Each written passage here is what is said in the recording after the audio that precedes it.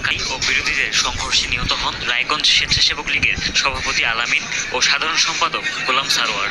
এছাড়াও জেলা যুবদলের সাংগঠনিক সম্পাদক রঞ্জুর রহমান ও ছাত্রদল কর্মী সুমন। সিলেট মহাসড়ক অবরোধ করে আন্দোলনকারীরা। পৌরসভায় প্রবেশের চেষ্টা করলেই বিরোধীদের সাথে বাধে সংঘর্ষ।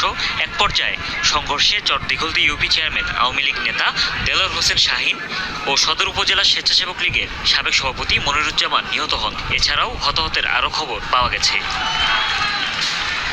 মাগুরাতে দুপক্ষের সংঘর্ষ ঘিরে প্রাণ ঝরেছে, মারা যান মেহেদী হাসান রাব্বি। রংপুরেও সংঘর্ষ ঘিরে মৃত্যুর ঘটনা ঘটেছে। দুপক্ষের সংঘর্ষে প্রাণ হারিয়েছে সিটি কর্পোরেশন কাউন্সিলর ও পরশু থানা আওয়ামী লীগের সাধারণ সম্পাদক হারাধন রায় ও তার ভাগ্নে কমল। এছাড়া নিহত হন মাসুম ও খসরু নামের মহানগর যুবলীগের 2 কর্মী। ফেনীতেও অসহযোগ আন্দোলন ঘিরে চলেছে ধাওয়া পাল্টা ধাওয়া। মহিপালে দুপক্ষের সংঘর্ষ ঘিরে প্রাণহানির ঘটনা ঘটে। সিলেটেও দুপক্ষের সংঘর্ষ হয়। গোলাপগঞ্জ মুন্সিগঞ্জ শহরের সুপারমার্কেট এলাকায় জড়ো হয় আন্দোলনকারীরা। এই স্থানে বিরোধীরা অবস্থান নিলে বাদে সংঘর্ষ ঘটে, হতাহতের ঘটনা। বরিশালের নথুল্লাবাদেও হয় দুপক্ষের সংঘর্ষ। ভাঙচুর করা হয় পানি সম্পদ প্রতিমন্ত্রী জাহিদ ফারুকের বাসভবনে। প্রাণ হারায় মহানগরীর 12 নং ওয়ার্ড আওয়ামী লীগের সাবেক সভাপতি টুটুল চৌধুরী। এছাড়া লক্ষ্মীপুরে সংঘর্ষে কয়েকজন যুবলীগ কর্মী ও শিক্ষার্থীর মৃত্যুর খবর পাওয়া গেছে।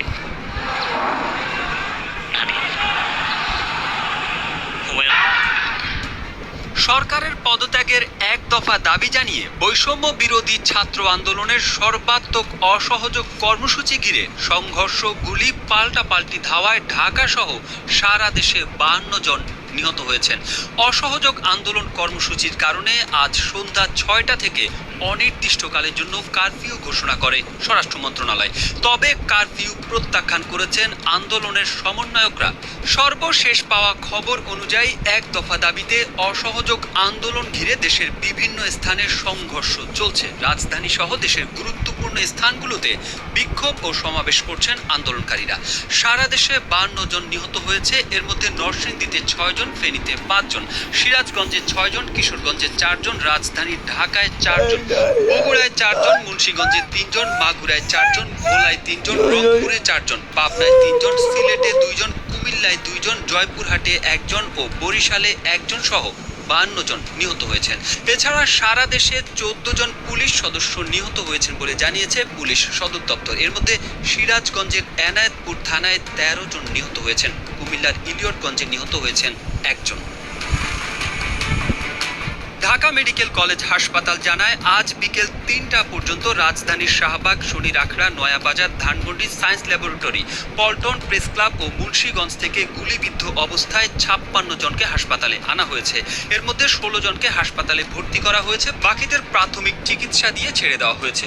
রাজধানীর সায়েন্স ল্যাব এলাকায় আজ রোববার বেলা 11টার দিকে আওয়ামী লীগের নেতাকর্মীদের সঙ্গে বিক্ষোভকারীদের পাল্টাপাল্টি ধাওয়া ও সংঘর্ষের ঘটনা ঘটেছে।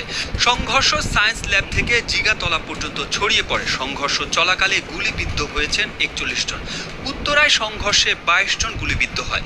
এদিকে আগামীকাল সোমবার থেকে 3 দিনের জন্য সাধারণ ছুটি ঘোষণা করা হয়েছে। অন্যদিকে গণজাগরণ মঞ্চের ন্যায় শাহবাগে অবস্থান করে থাকার ঘোষণা দিয়েছেন আন্দোলনকারীরা। কর্মসূচিতে আন্দোলনকারীদের সঙ্গে পুলিশ, আওয়ামী লীগ ও ছাত্রলীগ নেতাকর্মীদের মধ্যে ত্রিমুখী সংঘর্ষের ঘটনায় 2 জন নিহত হয়েছেন।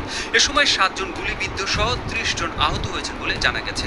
মুন্সিগঞ্জ শহরের সুপার মার্কেট ও কৃষি ব্যাংক মোড় এলাকায় এই ঘটনা ঘটে। এ সময় মুহুর্মুহু ককটেল বিস্ফোরণ, গুলিবর্ষণ ও ধাওয়া পাল্টা ধাওয়ায় ওই এলাকা রণক্ষেত্রে পরিণত হয়। গুলিবিদ্ধ হয়ে 2 জন নিহতের বিষয়টি নিশ্চিত করেছেন মুন্সিগঞ্জ জেনারেল হাসপাতালের তত্ত্বাবধায়ক আবু হেনা মোহাম্মদ জামাল। এছাড়া মাগুরার মোহাম্মদপুর উপজেলায় 4 জন নিহত হয়েছেন বলে খবর পাওয়া গেছে। বেলা 11টার দিকে শহরের পার নান্দুয়ালি এলাকায় এ ঘটনা ঘটে।